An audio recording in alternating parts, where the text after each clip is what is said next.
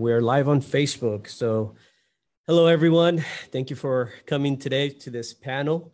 We're really excited for this episode. I'm really excited to have Ron Burgess and some of his colleagues. They'll have a little opportunity to introduce themselves.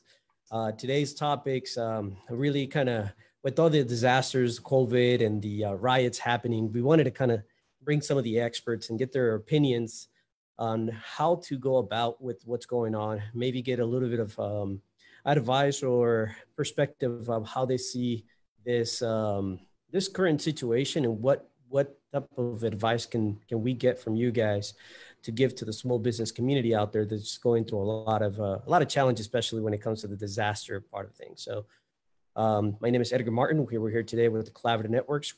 I have today David Montano as well too.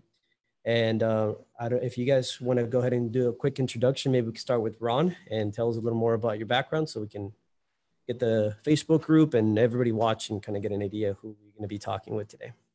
Sure. Yes. I've had several businesses over the many years that I've been in business, and had 7 retail stores, small manufacturing plant in leather goods and so forth.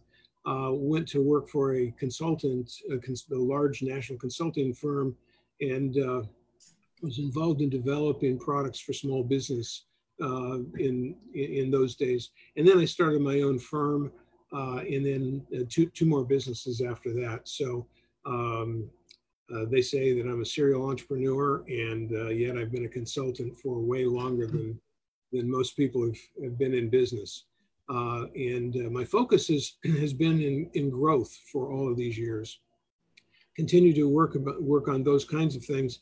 And when you try to grow a company, you run into a lot of other issues other than, say, the traditional marketing disciplines. So I have a little bit to say about those things and a lot more to say about marketing stuff.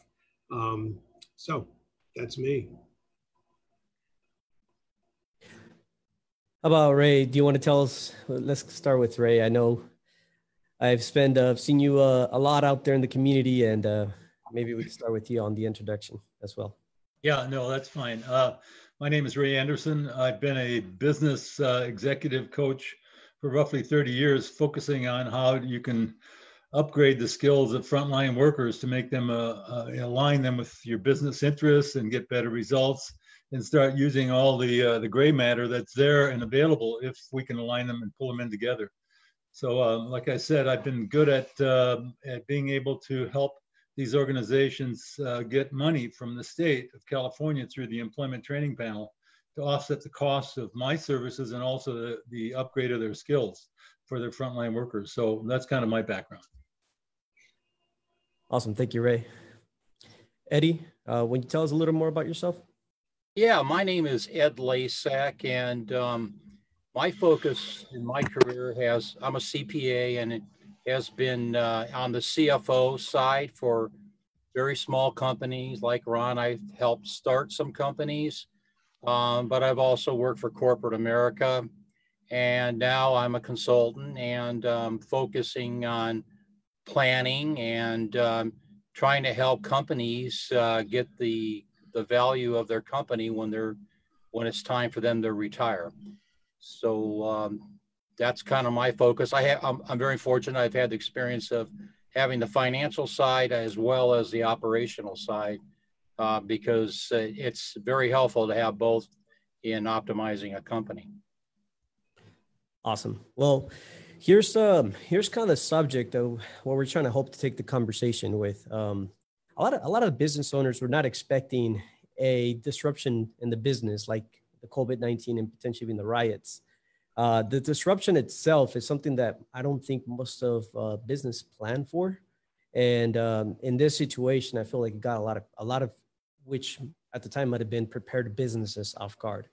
I wanted to maybe open the floor for anybody to maybe give us their view when it comes to how these disruptions can affect businesses with what already happened, with what we already know, and potentially new disruptions that might come, or anything regarding the disruption of the actual business owner and how to deal with it now or in the future. Well, I'll just mention briefly, just by way of kind of introduction, that businesses can run into all kinds of problems during their lifetime. Certainly none of us ever expected a pandemic like this. And by I say like this, pandemics happen every few years, but we've never had the government close everybody down before. So that's what they call a black swan event, something that you don't see coming and you never expected it to happen. So this is really quite unique. But there are other kinds of things that happen as well, you know, fire and physically changing, you know, your building or property, or say the loss of internet, that can happen. You can have market disruptions. That, you know, I spend a lot of time on market disruption because for clients over the years, I've always tried to disrupt the other guy. And, you know, by creating new markets and new products, that is actually a strategy that, you know, to use disruption. So disruption is something that can be positive for some and be negative for others. And of course, there's financial and economic disruption. We had that in 2008 and many other times. And then all kinds of technical kinds of disruptions just based on changing technology. And I think what the three of us can, you know, all share is that while this current situation, the closing businesses because of a pandemic, well, that's new, but we've all lived long enough. I've been watching this stuff for almost 50 years now, and we've seen a whole lot of other things happening, including, you know, 9/11. Unexpected elections and unexpected winners in more than one case. And of course, strange circumstances for recessions. We had high inflation, which was not expected by most small businesses in the late 70s, which put many, many, many businesses out of business. There are lots of kinds of disruptions. And I'd say between the three of us, we've seen all of them except the government closing businesses. But I think the characteristics of how you deal with disruptions are not all that different, maybe from one to the other. Certainly there are nuances. You know, personal protection, PPE, equipment, that's something that's new and different that's going to come out of this. But having ample cash on hand, for instance, goes a long ways towards dealing with all of these disruptions. So from there, I suppose we could talk about, so what about some of the specific things? Huh? And so, yeah, I mean, I would like to hear, obviously, from the rest of the panel. What is it so unique about the COVID? Would it be also something maybe we can dig into?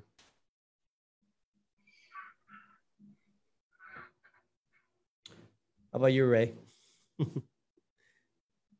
Yeah, sorry, I just took myself off mute. But yeah, I think what Ron said about COVID is the fact that we were put out of business directly by the government, which was, you know, unique. We've had lots of disruptions for other reasons, and you know, there've been downturns in the economy, et cetera. And certainly my clients have had to fight through some of those, and sometimes they did well, and sometimes they didn't.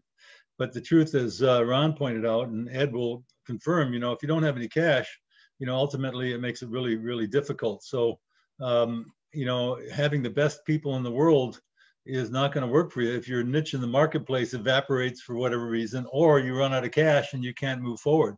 So I think what we're seeing today is that, you know, because these businesses have not been operating for the last 3 months, those that are most vulnerable, the smallest and the ones that are most cash sensitive, are really going to struggle to survive, particularly if they have few employees.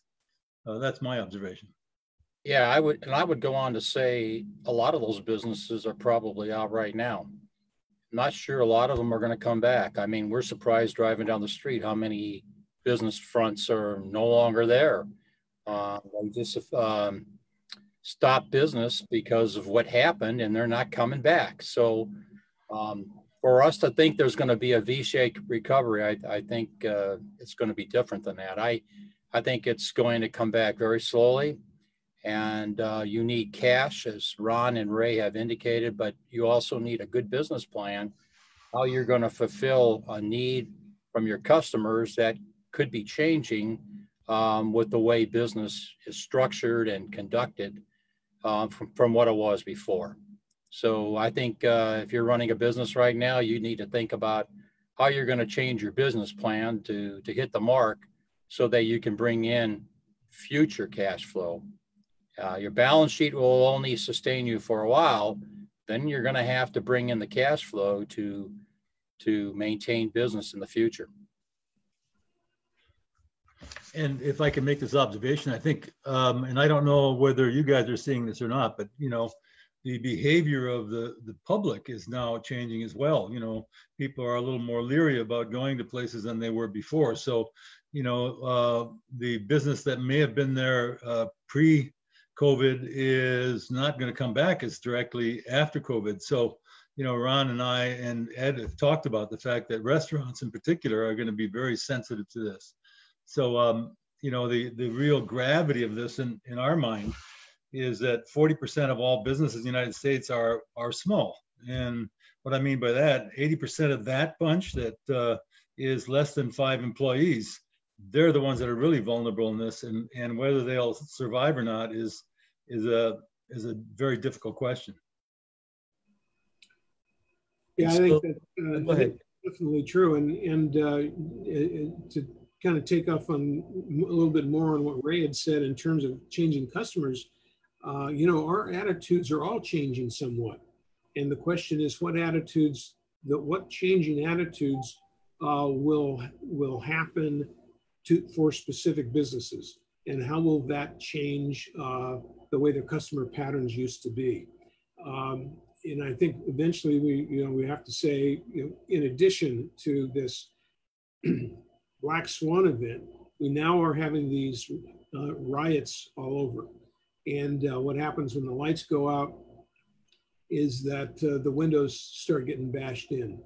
I can't imagine, having been a retailer for many years and then worked for retailers for decades after that.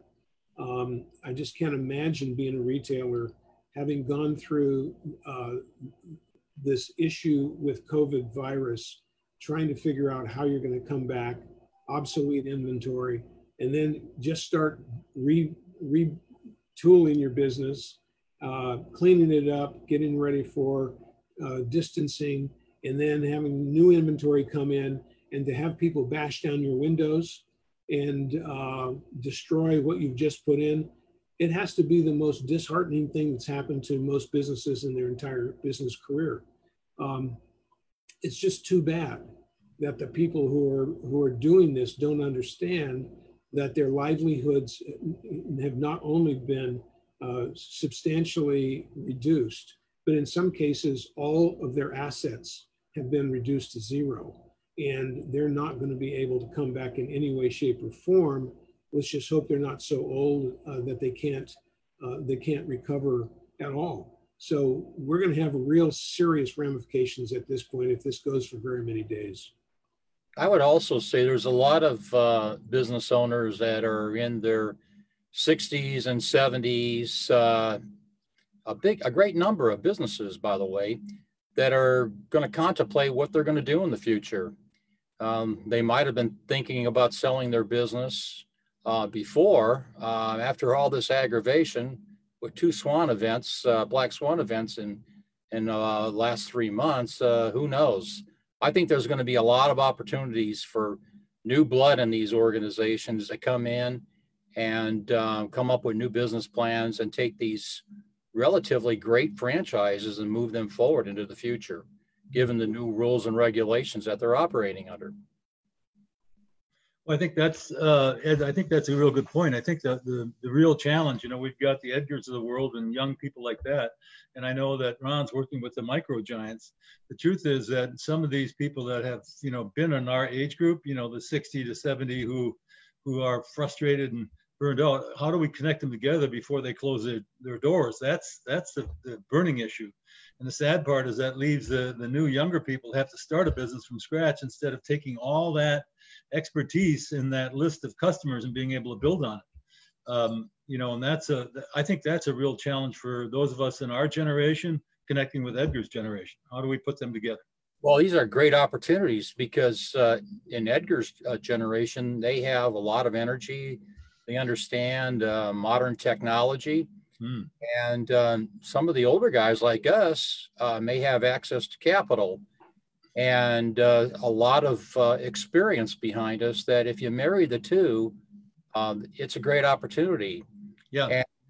And that's what really gets me excited about these micro giants that this organization that Ron has put together. I think it's got a lot of potential because if you can all work together as a team and come up with something that makes sense with delegation of duties based upon your expertise, there's some real big opportunities down the road to optimize a business. It almost feels like it's potentially the birth of private incubators might become a very common way of going to create these connections between expertise and access to capital with, again, like you mentioned, youth. Would you see that being a possibility? Because I know most incubators, at least in the Inland Empire, are all all managed through colleges or some sort of private government entity. But I think the big point is collaboration. Unfortunately, a lot of business owners, they want to do it on their own. They don't feel comfortable working with others. I think the real opportunity for our future is through collaboration with groups like this, bringing people together with a common goal and sharing in the results, sharing in the opportunities, helping redefine how a business should operate makes a lot of sense. And that's the way we should be focusing our time and efforts. You know, the incubator idea is something I've always believed in. Unfortunately, they're difficult to become and maintain success. I think individuals have had successful businesses out of there, but keeping an incubator going, very difficult to do on a private basis. It's mostly a government kind of activity because it requires more money than you can actually bring in, or that's been the old model. There's a lot of opportunity for maybe a new model there. But I would say that I've been thinking about your idea, Edgar, and it's like, well, incubators, there are already businesses that have had a successful model, and they don't need full incubation anymore. They kind of know what they've done, but they need to have change. Restaurants need to understand that they should consider doing something different in terms of delivery. Something differently, and maybe delivery, and maybe adjusting their kitchens so that works a little bit better, and maybe online.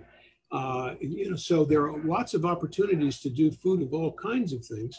And so it would be a much less tough task to get people ready for that. And so it's really, I don't know if incubator is the right word, but how do you put them together? If I were to add anything to that experience, I worked almost 5 years as a banker helping the small business community. I think my comfort zone was anywhere between, let's say, 10 million in gross revenue to about 1 million. And what happened during those businesses I was helping is I feel like these gentlemen were the individuals that had already proven a concept.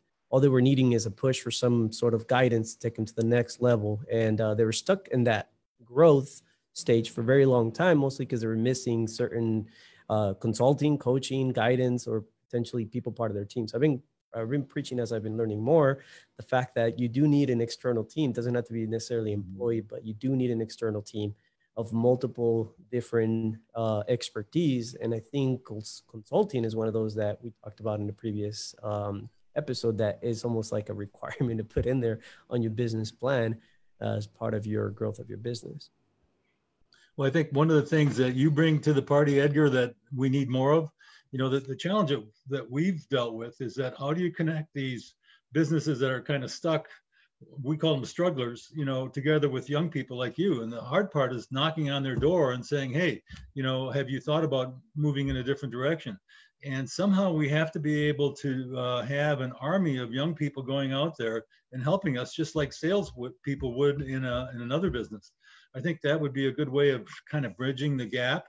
And I think to your point, I've seen two particular cases in which we've brought in younger people into a business, one through their own design, another one because they realized they needed to change.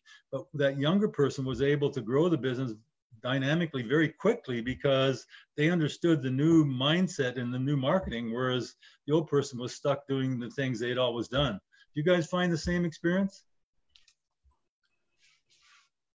I do a lot, and I see it as the lack of education on being able to transact online. It may be the fear of learning something new for the older business owners. A lot of times they're just allergic to the tech. They don't want to have to spend time to go out and learn something new. It's difficult. I understand that, and trying to put on that hat and spend time and still running your business is it's not ideal use of time, and you'll burn yourself out. So and Edgar and I were talking about this yesterday, is there's a lot of young, talented marketers and designers and people that they understand the technology, and they understand the connection to get to these consumers or get to these people that these older businesses don't. So exactly what you said, Ray, is that that's kind of what we're trying to bring in is be that bridge to a business owner that needs that innovation to be able to take advantage of the technology. And how do we get that from our company? Well, you got consulting, you got coaching to be able to fill that gap. But a lot of it is what you don't know, what is out there. And I think for me, learning the technology, you got to understand what it's capable of and what it could replace in your everyday task that you're doing as a business owner. And once you understand that concept, you don't have to get into the details of anything. You just have to understand that there's a piece of software, there's a task that you can replace yourself with to be able to make your time or your business more efficient. So it is very important for that bridge to be guided from the youth and the people that know how to transact business on time. I mean online, just restaurants or any other business that is now subject to capacity issues.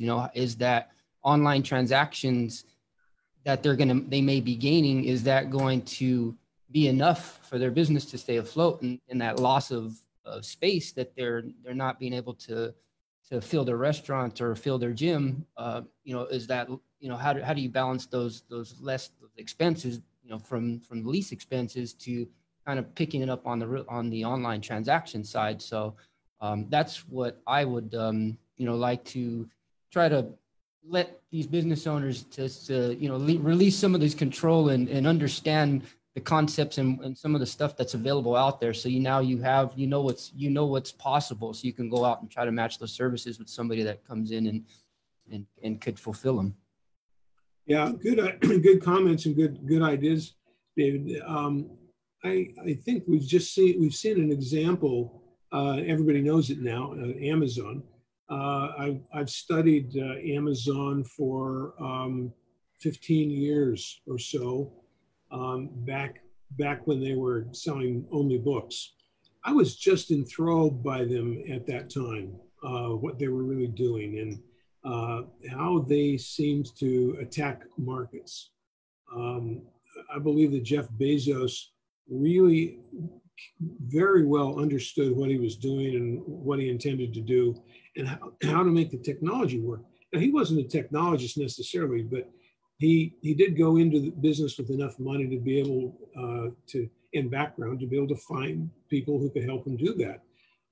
Today's small business folks are a little bit wary of technology still, as we've kind of intimated here. And the fact that they don't want to jump forward or take a step forward is now a problem. So, I think it's really clear when we take a look at all of the stats based on this disruption, and I think both of these disruptions that we've talked about are in this category, that technology is really sped up people's attitudes about how they're going to behave in the future. The medium that we're on right now, Zoom, has jumped some 300, 400%. And that alone is an example that really shows that people's behaviors are substantially different. Now, individually, you might say, well, okay, that'll go back to where it was. Well, the surveys I've read say no. People like working at home. People like the group dynamics that is provided by a meeting. Like if this is a meeting instead of a panel discussion, people like that. And so when you join that with other applications where you can do document sharing, Microsoft Teams, Slack, those kinds of applications, that changes the way people have done business for a long time. And it opens up new opportunities. So I have been saying for some time that the biggest opportunity for all businesses is to become more digital. But I haven't seen, not everybody listens to me. And I haven't seen businesses really work very hard at going digital. Yet it is so possible. My company has been digital. One of my companies has been digital for 20 years in one way or another. We've been 100% digital for 5 years. Nobody goes to the office anymore. Yes, we have a place we can sit at a conference table. Nobody really wants to go there. Yet things function as well or better than they have ever functioned. So there's and I understand, I kind of grew up in technology, and I believed in technology as a differentiator, as a way to create market niches, that to separate myself from other people in market niches. And with some clients over the years, I've been very successful at doing that with the ones who would listen. The problem we have is that there are an awful lot of small business people that don't listen, or they don't have the investment, or they don't trust the investment. And so somehow, perhaps we need to convince them that things are just different. People have a different attitude. They want to buy differently.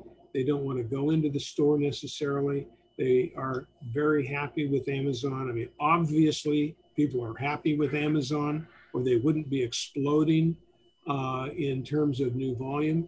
So maybe people will begin to realize this. The question, I think, also is, are they now so far behind that they can't catch up? And so that's kind of for small business people, it's like, well, how do they manage to maneuver all these changes and keep up or grab a hold of digital? So I have a question actually that leads into this. At this point, at this point, what do you guys see opening being like when it comes down to from now till September? Because yes, I think we just got an alert that we don't even have a curfew in San Bernardino anymore. So officially, let's say today's the the first opening. How would each one of you consider, say, from now to September, how that really is going to look like, just to get a general idea from your expertise of what you think that might look like? Well, I'll go first. I'll stick my neck out on that. And of course, we really don't know. And if we say we know, we're just telling a lie. We know that it's going to recover. How quickly? Like I said earlier, some people thought it would come back right away. I don't think it's going to come back right away. I think it's going to be a slow recovery. And I think companies that embrace technology and marketing and find new ways of taking care of their customers, this is going to be the greatest opportunity in their careers, in their company's history. The ones that want to go back to the way it was and business as usual, I don't think they're going to be long for the world. And so September, I think we just continue on with the slow recovery. And I think you can accelerate your expectations and results by how much you use technology for improving operations and how much you focus on your customer. So that's pretty much my opinion. Ed, if you can, because of your experience with the newspaper industry, could you give us some insights from what you saw happening there, and what kind of causes people not to be able to see the writing on the wall, and how that's going to affect this opening? It's really hard to get people to change. It doesn't seem like it would be that difficult, but for some reason it is wicked hard. And I think you either change in this type of situation or you die. And I'm just not sure everybody's capable of making the changes that are necessary. And trying to figure out which way we're going and how we satisfy market needs, that's a big challenge. And that's why you really need to have the interaction with your customers to know what type of opportunities out there that could be valid for your company that you should be working towards. So that's kind of how I see it. And I really believe if harnessing technology is a big part of this thing. And I think the business owners that do that will see great advantages in their company in the near future. Yeah, I actually would just sort of agree with that. In terms of the question from now through September, I would have said just 1 week ago that we're going to see some initial openings, and then it's going to get bigger and better. And then by September, we would have segments of the population that were behaving similarly to where we are today. But it's going to be the over 70 group. Everybody else is going to feel comfortable about it. They're not in the really high risk group. If they get sick, their chances of dying are extremely small. And so you're going to have, two markets there. You're going to have another third market.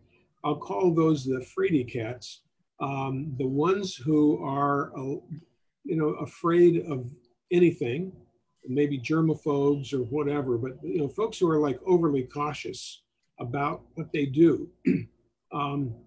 There's a group of people who just won't recover until there's some sort of protection, in some fashion. And then even then there will be those folks who are not going to want to take injections and not going to respond, and so they're going to be cloistered or whatever. So just like every other circumstance, customers are going to break into different groups. And so the important thing here is that while we're trying to figure out what's going to happen in the next 3 months, we need to realize that we need to understand what our customers are going to think about so we can make those adjustments. And my fear is that over the next 3 months, that if we continue to have this unrest along with the coronavirus, that businesses are going to lose the opportunity. I've run into so many closed business owners who are not seeing this as an opportunity. They're just sitting around. Now, successful business owners don't sit around. They are thinking and working on the next project, whether they're employees or not, whether they're open or not. There are people who live their businesses. Those people will survive. The ones who are nominal business owners, the ones who got there by mistake, the ones that maybe it's a family business and they didn't put the sweat into it to start with, the ones who are marginally successful, they never could figure out business anyway.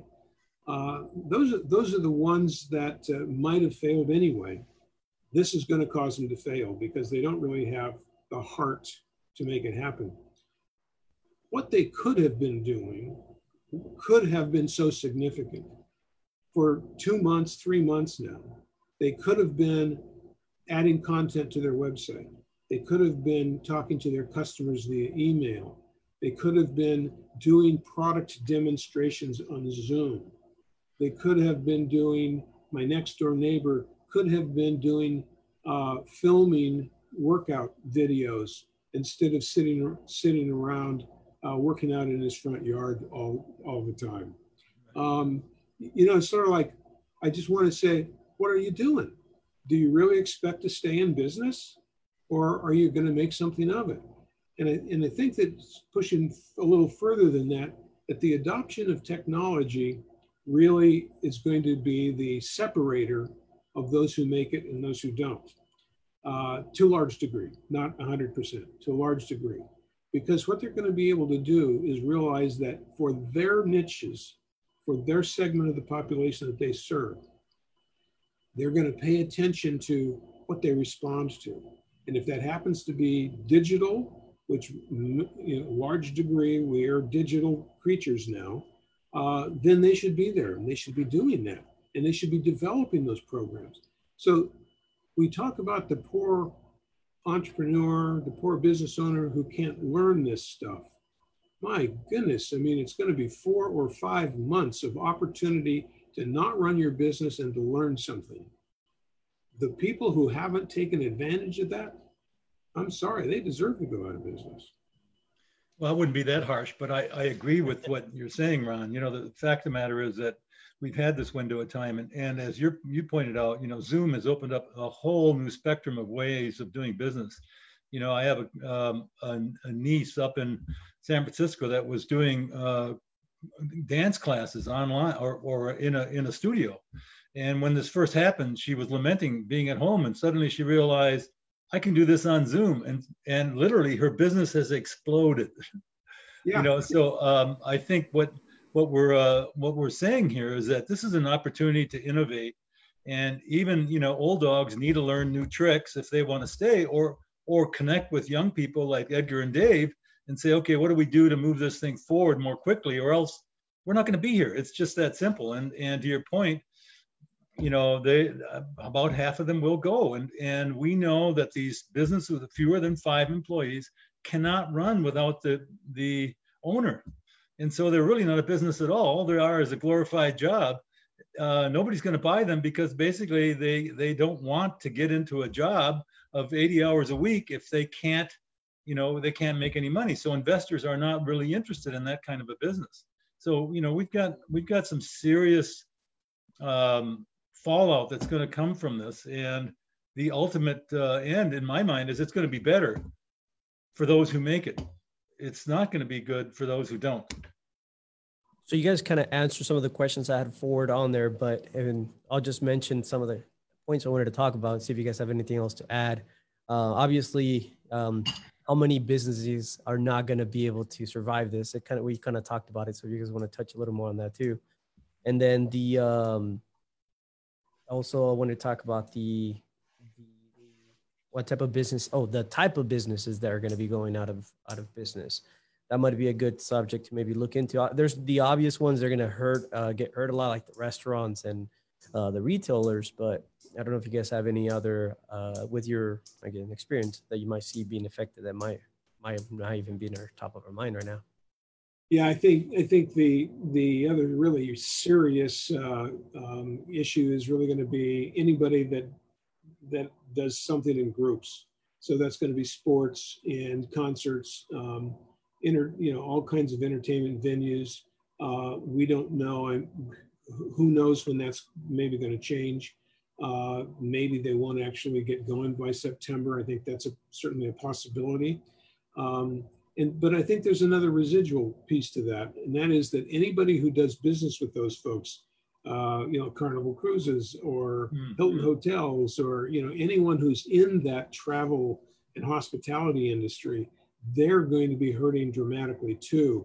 One client was doing some work with a hotel chain to try and build a new soap dispenser, and that particular prospect just dried up and went away. It's like, sorry, nobody's buying soap dispensers if they have a hotel. And what's their business? Their business is hotel supply. There's a tough business right there. What do they do? They need to find some other kind of a customer other than a hotel, perhaps. So there's this whole supply chain that gets hurt along with the industry itself that a lot of times we kind of forget about. The long-term effect, though, is kind of what Ed was saying about, well, it's going to take a while. How many people will decide cruises is not a good idea? Not in September, but in 3 years from September. I know that's the case. And my sister, who took 3 cruises a year, said, "I'm never going on a cruise again." That's a customer attitude. There's a problem. How will her cruise folks approach her to get her to come again? Are they going to have to give her the cruise? Are they going to have to say, you can have a free stateroom and we'll give you free delivery of all food in your room because we know you don't want to join everybody else? Are we going to say, we're going to have 6 feet of distance out on the deck? How are you going to do your shows, or dancing? I mean, it's just problem after problem after problem. So certainly we're going to have changed attitudes for a long time. And I'm going to say it'll take 2 to 3 years before that kind of evaporates and goes away. And the third black swan event is the disruption that is really changed attitudes about how people live. If they're buying groceries now and having them delivered, how many of them will do large bulk buying at their grocery store ever again? And it's going to be a number much smaller, maybe a 30% drop. I've seen numbers as high as 30% drop permanently. So do you want to go into the grocery business right now? But then on the other hand, take a look at the huge opportunities for small businesses to offer, home cooked, built meals at competitive prices and have those delivered, once a week or once every other 3 days. I mean, see, there's a lot of opportunities for small business people to fit in all of these new cracks. Disruption changes markets, and market niches are created and destroyed based on disruption. And so find those market niches, and there's a business there for you. I agree, Ron. I think, the thing is, like, I remember the Chinese infinity loop is, you got death and opportunity. They're kind of together. And so unless we innovate, we will die, and so that's the good news is that, and I think for those of us who are the 3 of us are North End baby boomers, and we were going to get out anyway. This is just going to accelerate that process. My biggest fear is that, to answer your question, Edgar, I think 80% of those people were just going to close their doors over the next decade. This has accelerated that. It's quite likely half of those will not make it through the next year. So, again, my biggest fear is that all the expertise you see sitting here on this Zoom meeting, are not going to be available to help the younger generation kind of move through that. That's where the real collaboration that Ed keeps talking about is really important, in that we can work together and we can figure out how do we take, the years of experience that the 3 of us have had and help use it with your energy, your strength, and your willingness to learn. Well, I think, and this will lead in for Edgar. I mean, I think collaborative networks, what Edgar and David are trying to do is to bring a bunch of people together to really solve some of these problems. We just happen to be the old dogs as part of that. Right. So yeah, I mean, the collaborative part of it, and it was a book that actually changed my perspective for a very long time. A combination of coaching and everything, but it was that whole win-win mentality when it comes down to business, by the 7 Habits of Highly Effective People, that made me realize, yeah, we're gonna have to collaborate if we're gonna figure out a way how to do this. We need to figure out this paradigm to figure out a way how to get to overcome some of these harsh situations. And actually, there's a question on the what do you call it? The question, I have a question from one of the Estevan, which owns an auto mechanic shop in Colton, is Auto Pro Automotives. And the question was, can you guys give an example on how we can use technology to better our business? Let's say this is a specific industry like mechanics. Okay, yeah, I'll take that. So, let's talk specifically about technology and business and customers and what their expectations really are.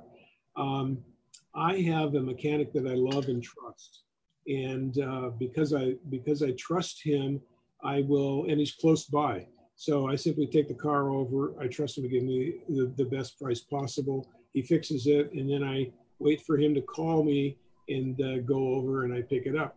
But that's an old-fashioned way, and I'm okay with that only because he's close. A lot of times the mechanic that you want to use is not all that close. So when you think about it, it's like, but what would I really like? What I would really like is to be able to go online and schedule an appointment. And I tell him he would already know what cars I have because he works on them all the time. He would have a complete list of everything that he's ever done for me, so that when my battery goes next time and I call and I say, you sold me a really crappy battery, and he looks it up and he says, oh, what are you talking about? That thing's 7 years old. That wasn't a bad deal. Oh, what, really? Has it been that long already? Oh, sorry about that. Okay, so I want all that information in one place, and I want him to confirm back to me so that my cell phone is my instrument. Sure, I like him. I chat with him whenever I go in. Sometimes we sit down, we have a beer. That's all fine. But I would just as soon, with my busy schedule, I would just as soon have him confirm the appointment, and then I know when I'm going to go. And then when it's done, he can tell me it's done at a certain time, or if it's done early, he's going to tell me. He's going to give me all the paperwork online so that I don't have to mess with that. And if there are warranties, he's going to take care of all of that for me. Yep. So all of a sudden now I'm thinking a lot differently about my trusted, loved mechanic.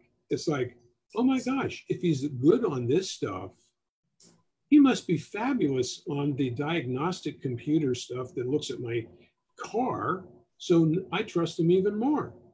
And so that's only one thing. In addition to that, not that I would take advantage of it because I abuse my cars, but it would be nice to know it's time for your oil change. Yeah. It'd be nice to know all that. Now, big companies do that. Big dealers have that kind of capability. The small guy needs it. Yes. If I can make an observation, Ron, I have a client that I've had in the past, John Alvarado, who had an auto repair shop. But one of the things that he noticed out there, and he began doing keys. And, what he found is that there was not an effective organization out there that was managing people's key problem. What I'm talking about is you just locked your key in the house, or you just lost your key, and now that key is $150 or $200. And so he uses Facebook, and he's got, here's my Maserati key we just replaced. Here's my Mercedes key we just replaced. And his business has now morphed into key replacement as opposed to regular key repair or auto repair. So as an example, to answer the question, Edgar, this is a guy who simply innovated, never thinking that he was going to go into the key replacement business, but suddenly realizing there was an enormous need that kind of freed him up from the day-to-day knuckle bending. If I were to add to that, recently I have a 2015 Honda Civic. I only had like 32,000 miles on that thing, and it would not turn on. I was starting freaking out. My engine blew up. I didn't know what happened. I was freaking out. I didn't realize it was my key that actually the battery died in and it got this program. So wow. I'm rolling on a spare key, not even the one it's the main one. Right. But when you mentioned the keys, I always thought of being a good idea. It's like, hey, it might be some sort of option for you to use technology to tell people the battery life on your keys coming down, and you don't want to be calling AAA at 4 a.m, let's say 3 a.m. in San Bernardino when you're trying to get out of the office, which is a true story. Had I known the battery was a problem. I'll address it to directly to Esteban. The experience that I just recently had with an oil change, and I use Jiffy Lube. And like Ron mentioned, Jiffy Lube, when he would like to know when he's due for an oil change, I get my truck serviced every 3,500 miles, and they know exactly more or less within about 30 to 60 days how often I'm driving where my miles are in my car. So I'm getting an email, right up to the point to where I'm ready to go out to get, the timing is all impeccable for them because they understand their customers, right? And they're using technology to organize their database to be able to conveniently send me a message, and not just me, they're sending their whole database a message. So to be able to take advantage of technology, I would take a look at what your everyday tasks and roles are, what you're doing, and how could you reach your customers at the stroke of one button or one click? And if you can organize those into an email to be able to send out promotions, it just saves a whole lot of time, and you're addressing your whole customer base, and you could extract referrals from there. But so understand what it is that you're doing to reach out to them now without technology, and then figure out how to replace it with technology. And I think the first and most important thing is to organize your customer list one way or the other. You're getting them through your payment processor app, and you're collecting emails, or you're getting addresses or getting something, but organize them, and that way you can send out promotions with the click of a button. And I would add to that, David, that what you're actually doing in a case like this, by being so specific to the individual customer, is that you're not even needing to do mass emails anymore, because you're actually going to respond to individual customers based on individual needs. There's a book written many years ago, 10 years ago, called One-to-One Marketing by a guy named Peppers and Rogers, a lady and a gentleman. They were the very first ones to take relationship marketing as a concept, which I've been involved in since 1992, and help us understand how technology is going to sort of make and is making mass communications obsolete. Why are they obsolete? They're obsolete because people don't care about things that are not pertinent to themselves, and therefore, and that's hard to do. But if you can do something individually yet automated, you can send out 60% of your customers automated messages about coming back and getting your oil change, and the other 20 or 30% are going to be, we've got, this is coming up and this is coming up and so forth. And then for the last 5 or 10%, because they haven't been communicated to in, say, 6 months, not 2 weeks, but 3 or 4 or 5, 6 months. Then what you do is you do something special for those folks, broken down even further into 5 or 6 groups based on their own profile. What kind of cars do they drive? How much money do they have? Do they repair their cars? Do they not repair their cars? What kind of convenience do they want? Whatever it is that differentiates one group of customers with another group of customers. And so, we can jump over the top. We can go, instead of just doing email outward bound, we can go all the way to, let's get completely integrated, and let's help you and let's serve you with not only the things that you need to have done, that you reach out and say, I want, but you can say, oh, by the way, did you realize that such and such is available?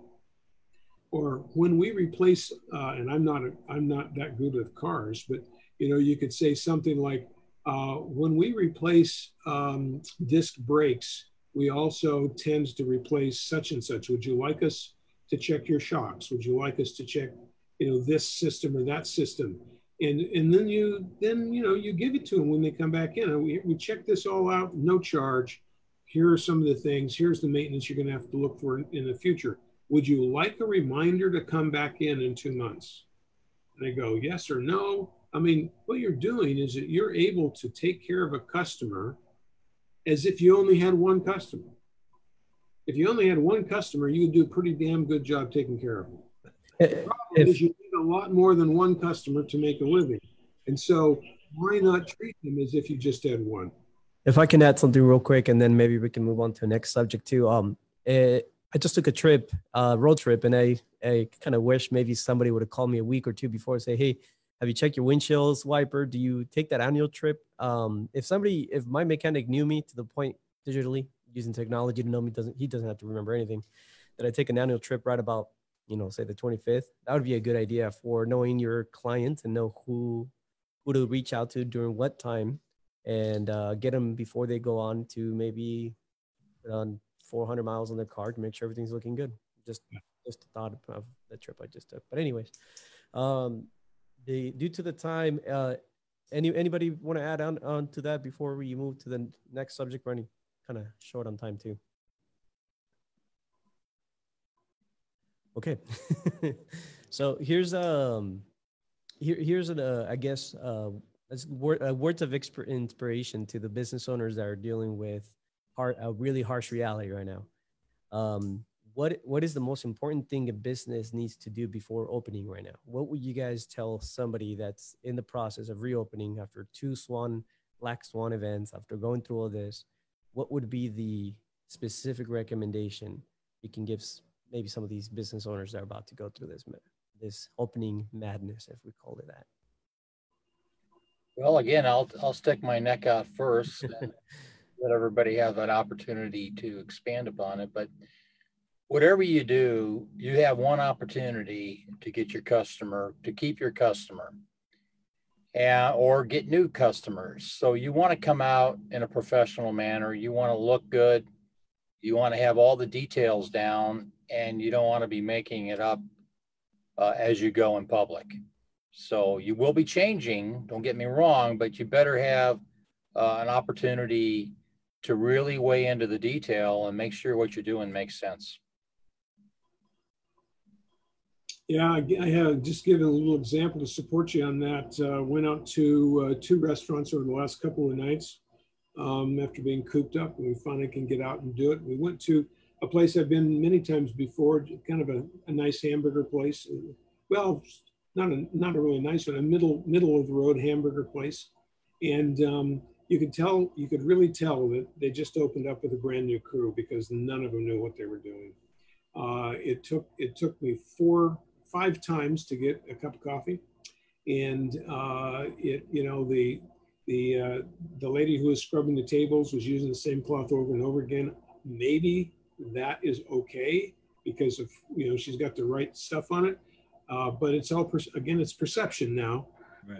From a marketing perspective, I would like to see disposable towels being used to wipe the tables off, and I'd like to see them have gloves on, and she didn't. So just stuff like that. Now, will I go back? When we walked out, I said to my wife, I thought that place was a lot better than that. I wonder if they're not going to be able to put this back together. And so there's the case right there. When you do it, you need to be doing it as well as you did before. Second example, a little nicer dining experience. Very strange. The rules apparently in San Bernardino County are that in order to get into the restaurant, you must have a mask on. But when you sit at the booth, you can take your mask off. Another rule, the server is the one who brings you the food, but you can't pick anything up from the table and take it away. And so a server, a bus person has to take it away. So then that's fine. We felt because of the rules and because they explained them to us very carefully, they had an extra mask for us because we didn't carry them in with us. And so we ended up spending, some money. And we've been there many times before. The food was as good as it ever was. And with their apologies, we felt fine about their service. 2 totally different experiences. One will make it, maybe the other one won't. Right. You remember, and one of the things that is going to be impacted, we've talked a little bit about this, 3 of us, but how do you protect yourself from employees? As Ron just pointed out, he as a customer felt uncomfortable. Well, what do you do when your employees get COVID because you didn't put the right things in place? So I think that's going to be a huge change. People in businesses are going to have to be able to figure out some way to minimize the impact of their employees getting sick. Obviously, we're trying to do something about minimizing the ability for lawsuits on that, but it's an issue. And, and employees are going to be concerned, just as Ron and his wife was probably concerned about what they saw in the restaurant. And to add to that, Ron, I was going to go to a restaurant that I had been going to for a long time, and I checked on Yelp, and there was a review from somebody who had been there after COVID complaining about the same things that you did, saying, the servers were not taking care of things. They had, instead of having single-use menus, they had the old menus, so the customers' attitudes have changed. Yes. Yeah. I would say, just to kind of wrap that question up, that the number one thing that I would suggest, and I feel passionate about this, is that they do the proper planning around money before they open. I'm very concerned that they're going to be lured back into going into business. They're going to do it on a shoestring and maybe make the mistakes we just talked about. But really, if they don't do a proper cash flow, they're not going to be in. And if you can find out about that subject in previous sessions that Edgar and I have done. If they don't do a proper cash flow to see how long their cash will last and do realistic projections on what kind of business they're actually going to do, I fear that people are going to get in, last a month, last 2 months, they're going to be, and they'll end up being in dire circumstances. You cannot in a restaurant open it like one of these was, open with 25% capacity and ever make any money. And so you're opening, you're trying to get customers back, and you're losing money for a long period of time. And that I hate to see that. They need to make sure that they are capable of staying open before they open. I wanted to add something to the when you were talking about limiting risk. Based on my experience, I think a lot of the problems I saw with most clients is that they took, business owners take, let's call it educated risk, but it's what they don't know is not only what gets them and probably puts them in their knees. At this point, I think a proper corporate structure, not necessarily only for taxes, but for the liability protection of things, is one of the biggest flaws that I saw some of these business owners missing. They incorporated just because they needed to get tax breaks, or it just made sense because their CPA told them, but often they didn't have their corporate bylaw set up structured correctly. They didn't have meeting minutes the way they're supposed to be. And then talking to attorneys, that I learned is they were poking a lot of holes or giving a lot of opportunities for people to reach in and to pierce the corporate veil. And so those are the things that I've learned that I don't know if it makes sense based on your saying, but maybe considering not just going to your CPA, but going potentially somebody that handles these type of, let's say, jobs to protect you through your, double check your insurance, make sure you're covered, because I feel like there's going to be a scarcity mentality out there right now with a lot of people losing their jobs, potentially a lot of unemployment, and they're going to be seeking opportunities for anything they can find. And I think one final thing I can say to that is I feel like if you're a business owner, you always have a big target in your back. So I want to make sure you make that target as small as possible. Mm-hmm. Well, I would recommend every business has service providers.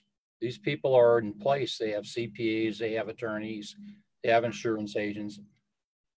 Why not put them to work? Mm. In your office, have them analyze things. That's what you're paying them for. Yeah.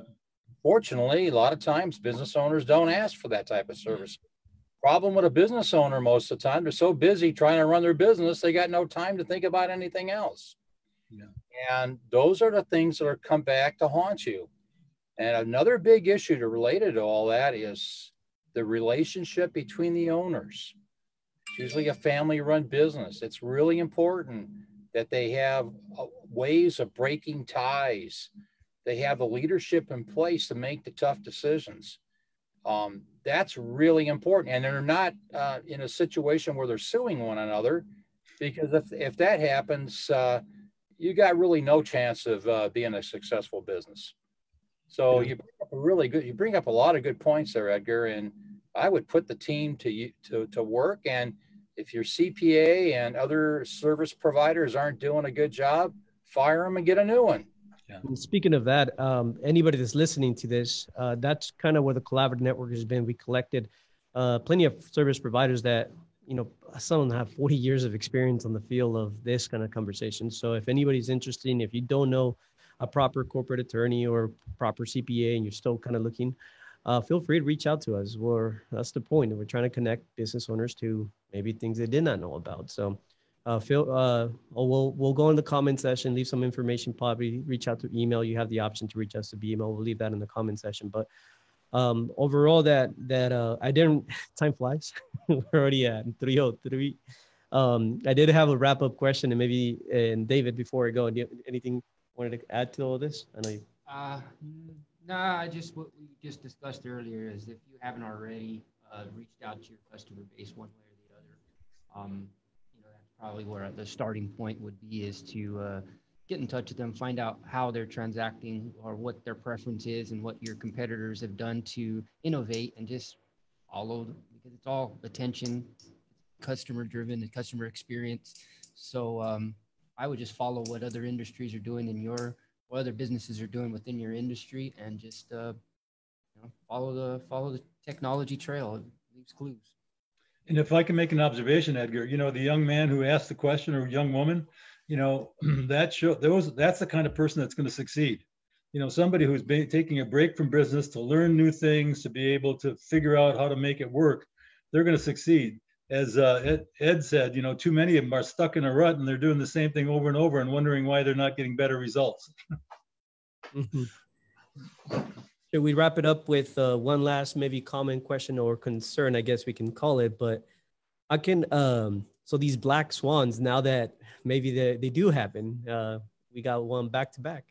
What would be something that a business owner even can prepare for potentially the unexpected? I mean, what can they do to prepare? I mean, they did everything right. They got corporate structure, they got lines of credit, but did not see this coming. What can they do to prepare for his future and something similar happen again?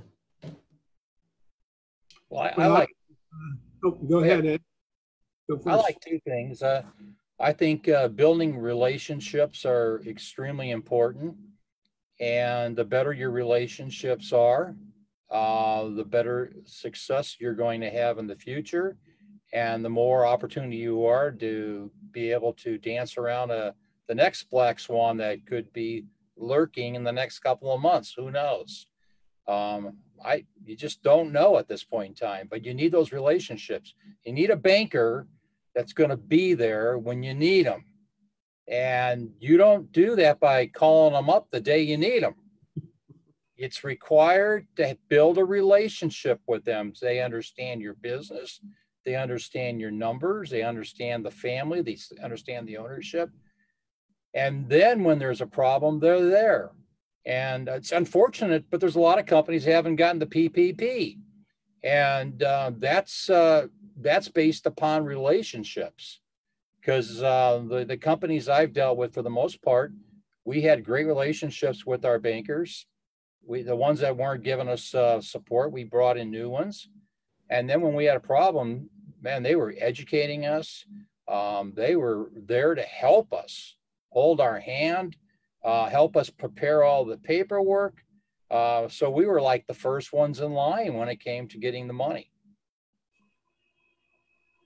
I want to add something, maybe a comment to this, if you can help us with your experience. At this point, I feel like the people are still reaching out to the internet to find the answers to how to get their PPP loan and all that kind of stuff, the details to their questions. I keep promoting, go find your CPA at this point. I think it's time to talk to the banker or the CPA directly to give you the guidance.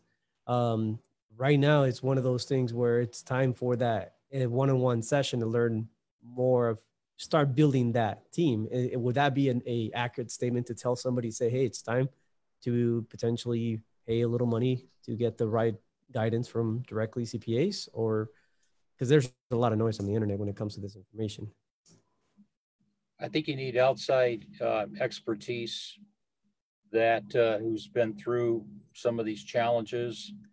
And I really like the idea of having a semi-group, like somebody on the marketing side, somebody on the finance side, helping a business owner try to figure out ways to improve the business. You guys talked about automation. You talked about automation on the marketing side, and there's a lot of benefits to that.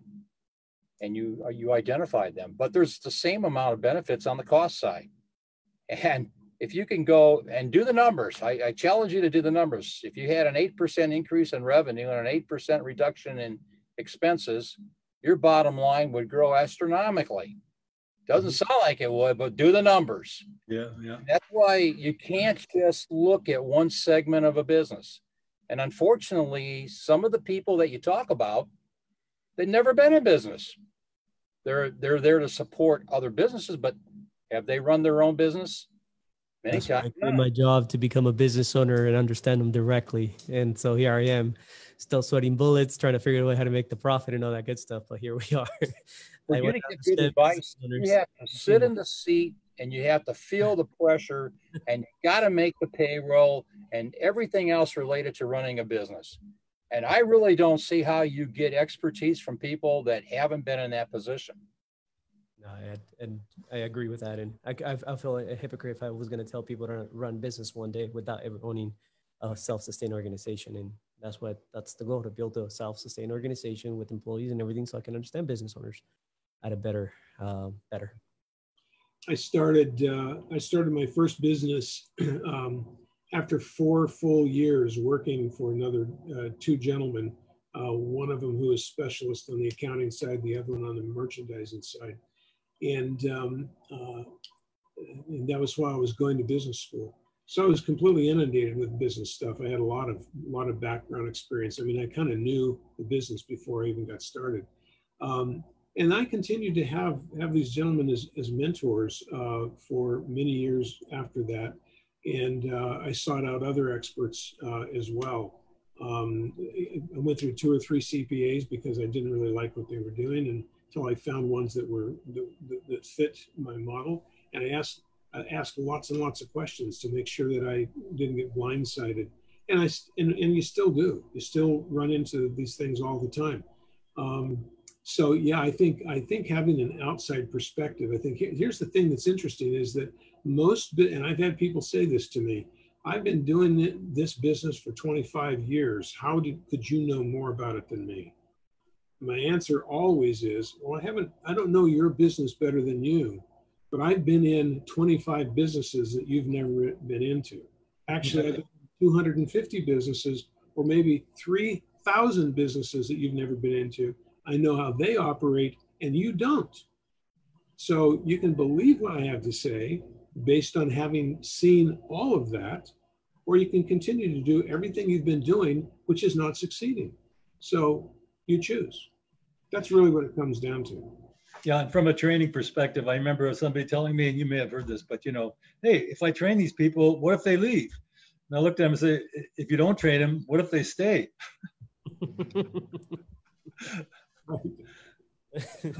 That's a good one. I haven't heard that one. That's a very good one, Ray. We went past our time. Is it okay if I can ask one last question before, or do you guys still have a little time for me? Good. Always. Ron has coached me for a year now, and there's I can name maybe 4 financial statements that seem to be the most necessary to learn, I think. And those are the breakpoint even analysis, cash flow forecasting, and the typical profit and loss statement, and your balance sheet. What other recommendations, and this is for Ray and Ed, would you guys agree or disagree, or any other options that or add on to what Ron has coached me for a while? I figured that would be a good question. I agree totally with Ron, and that's a great place to start. But you really got to understand how to value your business, and that's taking into mind future business plans, future cash flows. What are going to be your cash flows over the next 5 years from what they are right now? And very few companies and business owners look at it that way. As Ray indicated, they're so involved with the day-to-day, they can't look outside the box. And then the other thing I would say is a succession plan. What happens if you pass away unexpectedly? What type of pressure is that going to put on the business? You have to have a succession plan in mind, and no one's irreplaceable. When is a good time to have a succession plan in your business? The day you start? Yesterday. Yeah, probably yesterday. Yeah, the sooner the better. But most business owners don't have one. They have no idea what their business is valued at, and they want to stay in their businesses forever, and you can't do it. You got to make these tough decisions up front, so that you talk about protecting your business. That's how you protect your business. Because all of a sudden something happens to you and you're the breadwinner and you're the guy that makes the company run. That company is worthless at that point in time, or worth pennies on the dollar.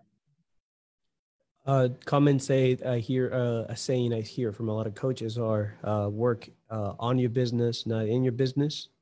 Again, these business owners that went in there, and I'm referencing the E-Myth, these technicians or managers that had an entrepreneur seizure, started these businesses, and they don't know how to unplug themselves.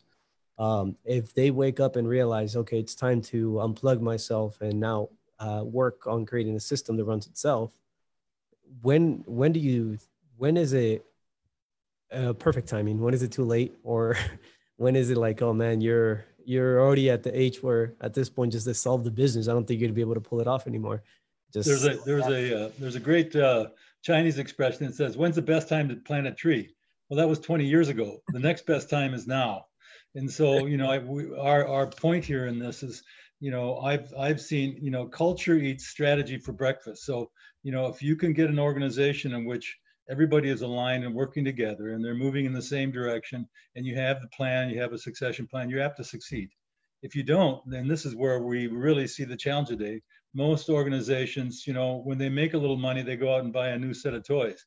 The smart ones put it in reserve so when they get to a black swan, they can survive. That's why this is going to be such a horrible thing for so many businesses, because they're not ready.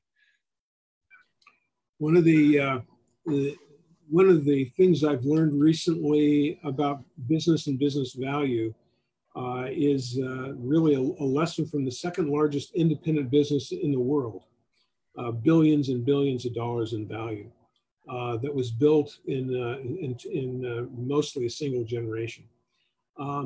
They have an attitude that whatever business we're in, if somebody else values the business more than we do, we will sell it to them. And if we value it as being worth more, then we won't sell it to them. And so literally any piece of their business or any individual company that they own is for sale all of the time. And therefore, they have a value system that is built to determine what they believe the value of every business is at all times.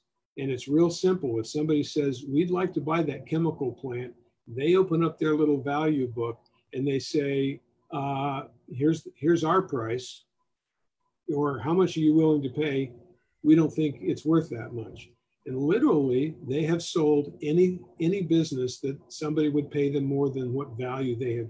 So the point there is it's a perpetual, ongoing system that has been invented by them and published to determine the monetary value of every business and every business unit. And they've been doing that for many years. They've run their business that way. And they're the second biggest independent business in the world. I think they have a pretty good idea about how to do that. So the answer is yes, all the time. I know what I want to close today's meeting with, but before I do that, I want to open up to anybody just to have their closing remarks. I do want to close it out with something that I want to address anybody listening at the end of this. David? No? Okay. So the end of this is basically, here we've been on let's call it a PPP group with 5,000 business owners. We started providing detailed information about the PPP itself. That was probably in the beginning. Here we are for the last, let's say, month. All we've been talking about is, to a certain extent, not necessarily detailed information, but unrelated, but yet again, very related information to the group. And we've been almost drilling the concept that you need to do cash flow forecasting, breakpoint even analysis, and get your financial statements on point to know if your business is going to succeed. I think what I wanted to close with is here we are, no longer just coming from Ron, but here we have Ray and Ed, all very reputable business coaches, agreeing on the same subject and saying, if you don't know how to do these, you have to figure a way how to get them done.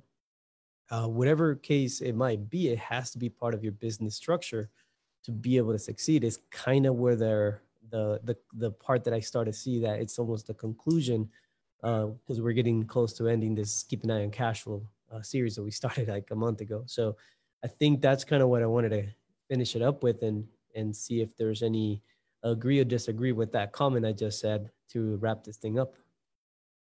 Well, I couldn't agree with it more than what everybody has said so far in this program. It's critical. And the bottom line is you have to know how your business is doing. So after 3 or 4 days at the end of the month, you better get financial statements out, looking at how much money, how much revenue you brought in, and compare it to last year and compare it to your plan, and your expenses. How were your expenses during that period of time? And most importantly, how was your profit? And you should be forecasting for the next 12 to 24 months what you think your profits are going to be. And then when you close the books, you compare against that. That tells you how you're doing. And I really don't know how you can run a business if you don't know how you're doing. So I totally agree with you, Edgar. I have one, I'll finish with this. I have one client that I've worked with for many, many years, decades.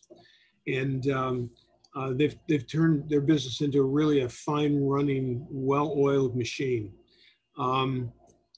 We get together at a board level every quarter to take a look at everything that we've just talked about in detail, much more detail than we've talked about in terms of all kinds of operational reports that we haven't had a chance to even touch on.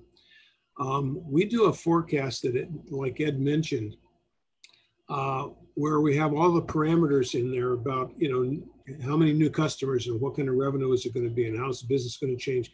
Now, granted, it's a forecast. They're not always right, but you put your best foot forward and you try to get something that's reasonably accurate. And so we discovered about 6 or 8 months ago that our forecast, based on what we thought to be true, was going to mean we were not going to be profitable in 5 years. Now, what do you think we've been doing for the last 8 months? We've been trying to figure out how to change the metrics. And we still have 4.5 years to go before this happens. And we are going to find the answer to this before it happens. Businesses that don't have this are going to have black swans every year. It won't be a big giant disaster. It's going to be, gee, we don't have money in the bank. We don't know why. Or so-and-so foreclosed on our property, or something happened because they haven't planned to look forward and see what the possibilities are. They haven't even done the basic stuff. So when you have this stuff well planned, it's amazing how you can recover. That same business is up 30% right now because they had plenty of cash and they were ready for an emergency. So that's what can happen in a black swan event. Anything you want to add, Ray? No, I think they did a great job, and I appreciate being invited to participate. Thank you guys for coming. So we really appreciate this. I did want to take the last few seconds to highlight some businesses. To start, the place I'm sitting in right now, the Enterprise Building. Here is basically our headquarters. This is where we're broadcasting from. The owner of the business is a tech logistics software guy. So he's about technology. He's doing a lot of great things. He's helped a lot of companies. So I want to give a big shout out to his company here at the Enterprise Building. So anybody out there that is familiar with this, I know, Ray, you have some history here as well. It was one of your offices a long time ago or something like that. Is that correct?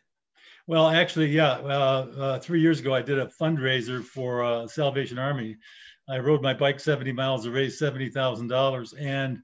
And the group that was there, led by Russell, whose last name escapes me right now. But basically, yeah, we worked out of that office, you know, on a bi-weekly basis, and we actually took off from there. So it was a good time. This is a beautiful, beautiful 19, what is it? Yeah, it's a gorgeous building. Gorgeous building. So, and then thank you, Esteban, for being here, auto mechanic in Colton, and Martin, always the Maria's Cafe out there.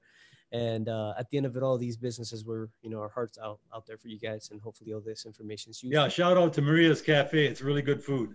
Oh, yeah. The best. All of you guys to hear that. I'll make sure Martin finds out that you guys are all, you know, clients. Been there many times. Yeah. Good place to hold a meeting. Awesome. Well, thank you, everyone. And I think we can wrap it up with this. And I'm excited about this. So maybe we if we guys want to do another day or figure it out another day, I would love to have you guys and find some subjects to talk about then. But for now, thank you everybody that attended, and I think we can conclude this meeting. Thank you. Thank you. Thank you. Have a great day.